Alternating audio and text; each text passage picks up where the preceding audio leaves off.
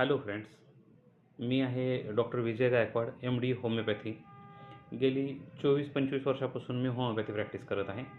आज आपण पाहणार आहोत की होमिओपॅथीमध्ये भीती वाटण्यासाठी कोणत्या-कोणत्या गोष्टींसाठी आपल्याकडं उपचार आहेत. थोडासा व्हिडिओ छोटाच होणार आहे, छोटाच बनवणार आहे मी, कारण सगळ्याच गोष्टी कव्हर होणं एका व्हिडिओमध्ये शक्य नाही. आता मी थोडक्यात तुम्हाला भीती कुठल्या-कुठल्या प्रकारची वाटू शकते पेशंटला, तर त्यासाठी कुठली औषधं तुम्हाला घ्यायची आहेत ते तुम्ही डॉक्टरला कन्सल्ट करून घेणं गरजेचं असतं.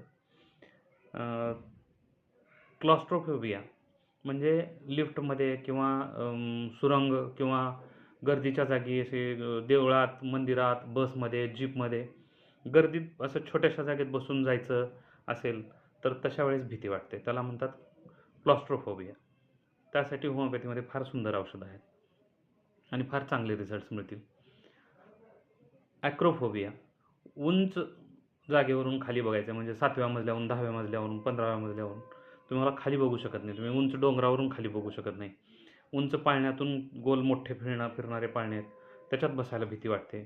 त्याच्यानंतर अरॅक्नोफोबिया म्हणजे किटाणू, पाल असेल, स्पायडर असेल म्हणजे झुरळ असेल किंवा मग मकडी असेल, तर अशा गोष्टीची भीती वाटणे.